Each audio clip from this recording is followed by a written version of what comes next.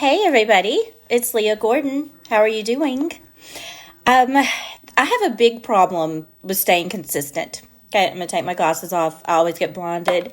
I'm not sure why I even have them on. I'm gonna tell y'all. Okay, I have a problem staying consistent.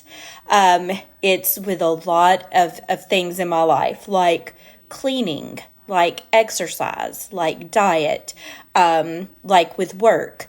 I want instant gratification. Hey Wendy, I want, like, if I go work out, I want my pants to feel looser when I get home. Do y'all do that?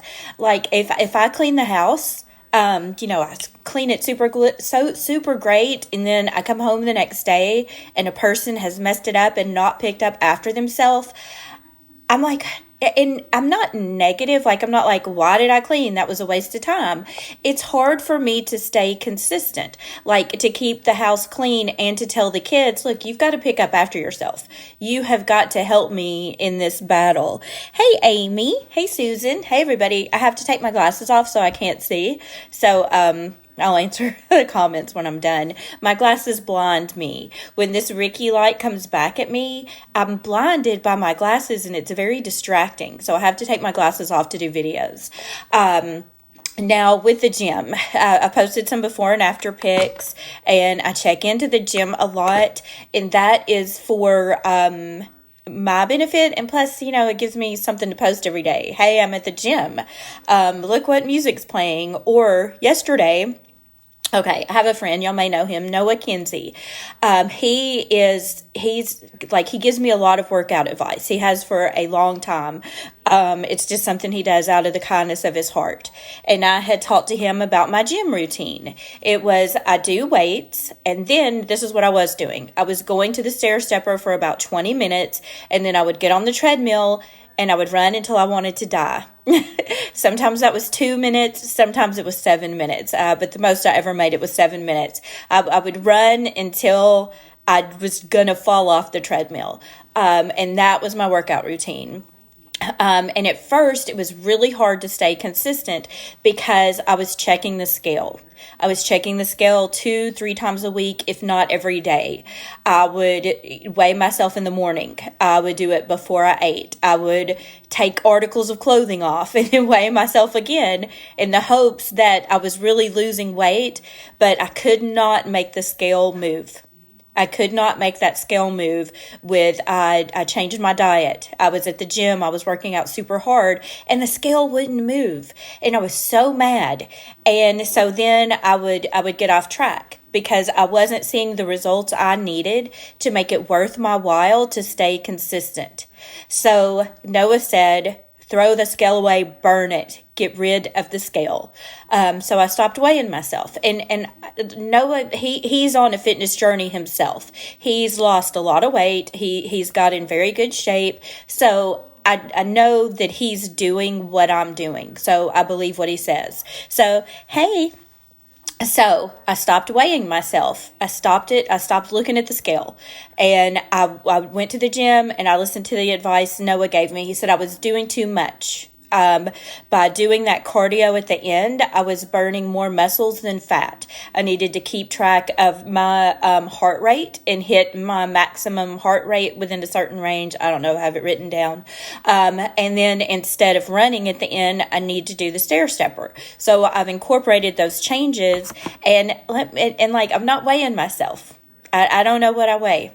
And I don't even care, which is a brand new thing for me to let go of that scale that really controlled my life for like 2 or 3 years. Everything I did was in the hopes that the scale would go down.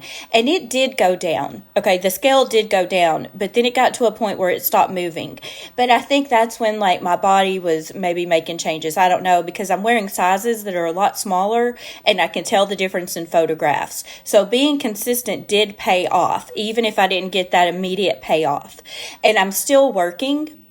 I'm still going to the gym. I'm still eating right. So I'm still going to continue to see things happen just by staying consistent. When I need to step it up, when I need to do something else, hey, Monica, I'm going to take advice from people who have done the things I've done before, like from the people who have already lost weight, from the people who have already built muscle, because when someone's already done it, they know what works. They know how to help me. They can give me advice.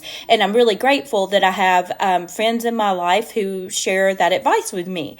So that's just an example of being consistent, staying on the right path. Hey, Stacy, even though you're not getting that instant gratification, you're not, I wasn't losing 5 pounds a day. It would be impossible for that to happen. I wasn't even losing 5 pounds a month at some points, but it all added up. It worked together.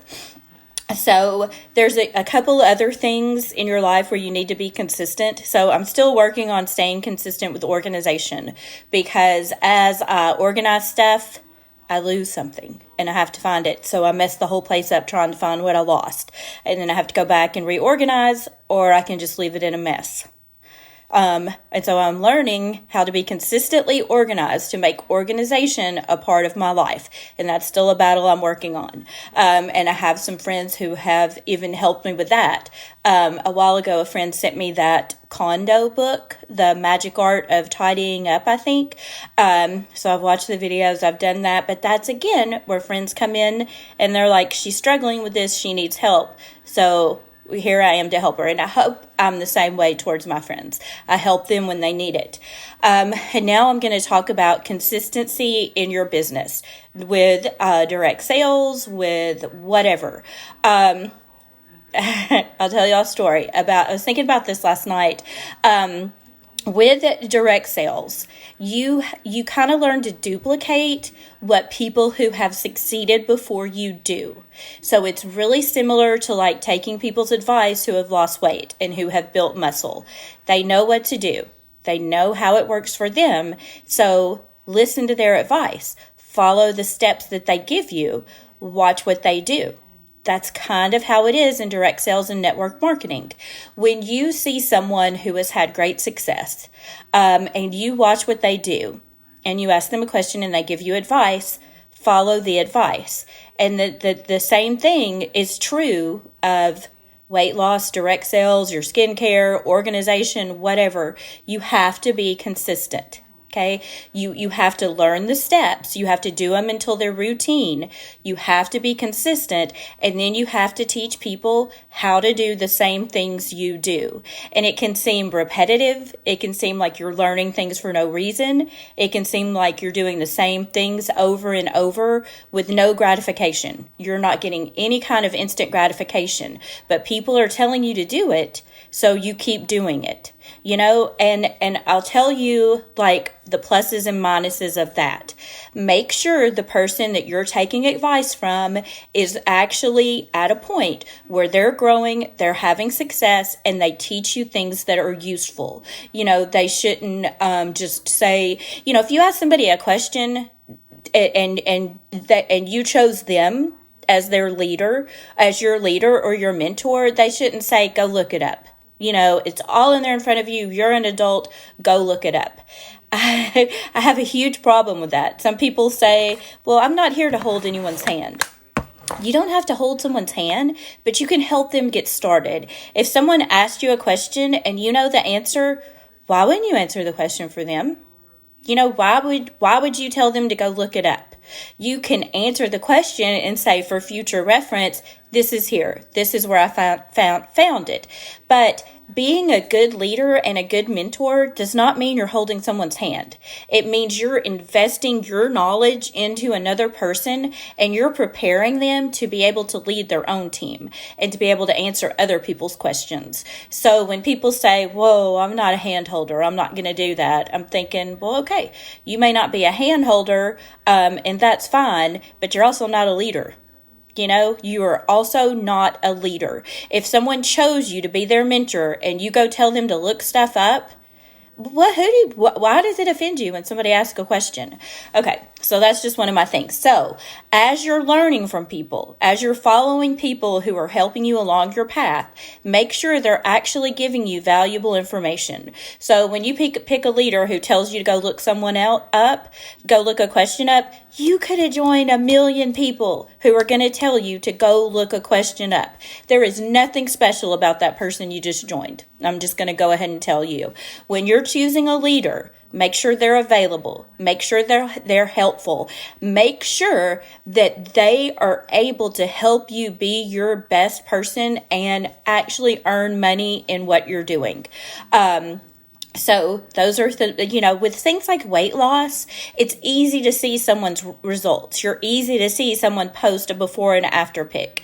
With things like direct marketing, it might be harder to really see how good a leader is going to be unless you interact with them before you join with them. Okay. Some people are they're very helpful. They're very open. They're going to, cheer you on and want your success. And that's the kind of person you want. You want to choose someone who is open, who is going to share their knowledge with you and is going to invest in you and is going to help you to be a leader by showing you how it's done. Okay, those are some things that you want to look for. Now, another thing you're going to want to look for in regards to being consistent.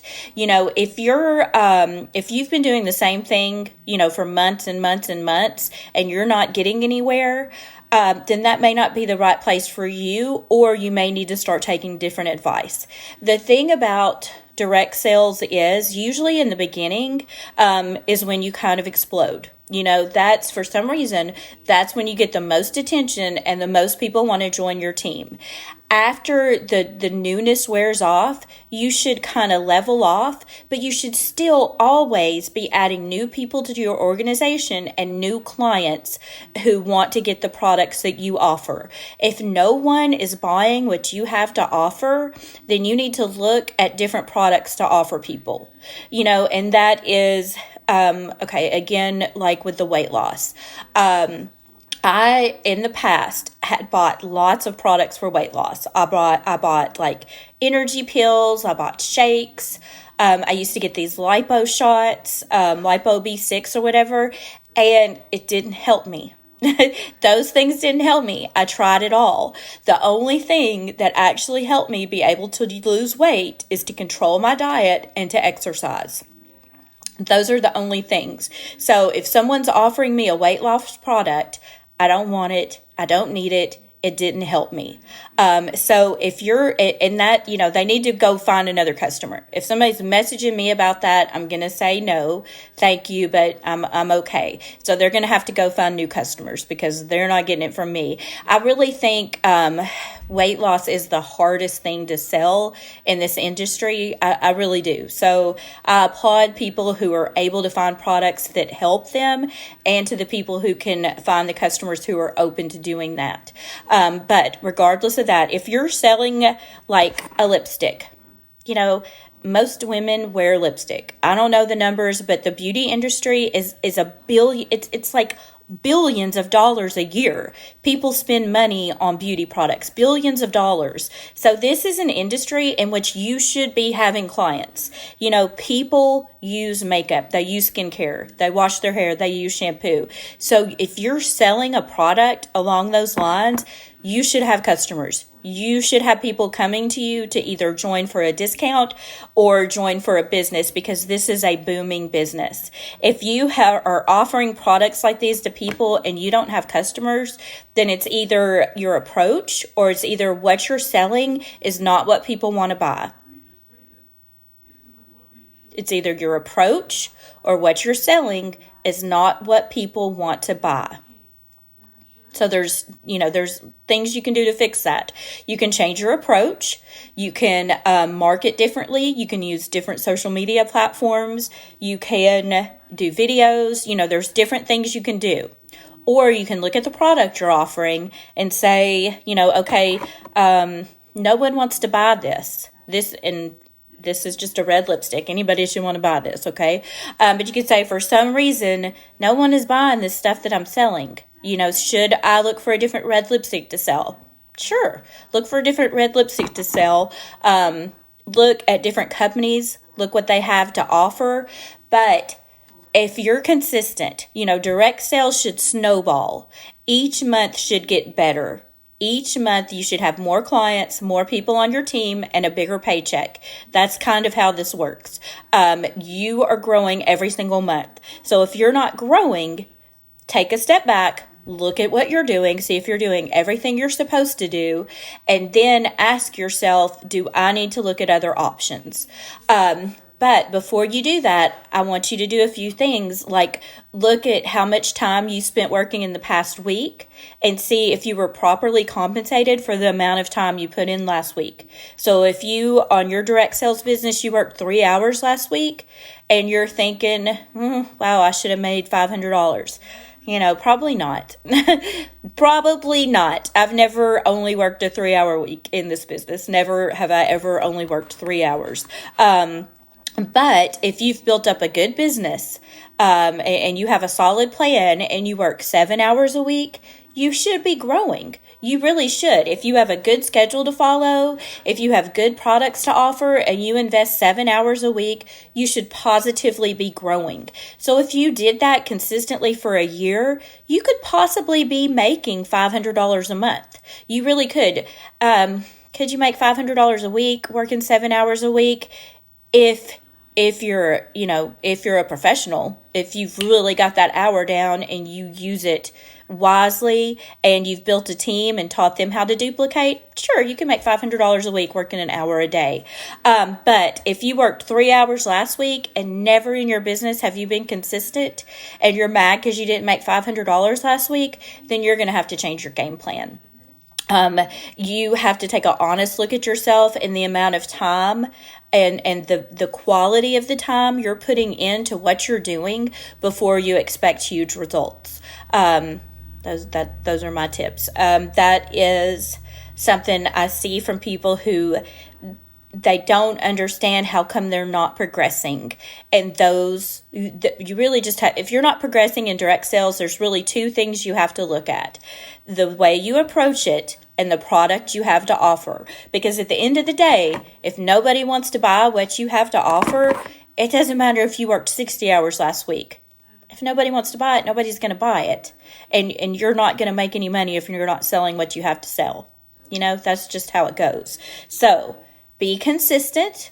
Look at the amount of effort and the quality of the effort you're putting into your business, and look at, the products you're offering. Are they selling?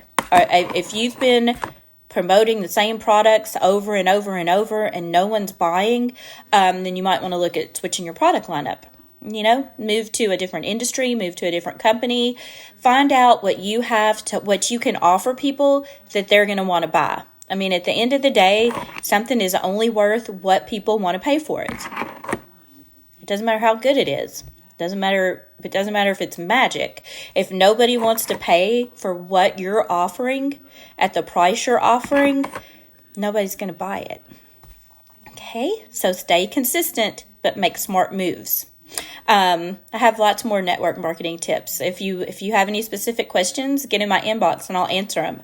I'm working from my phone tonight, so I'm here for all your questions. See y'all later. Bye.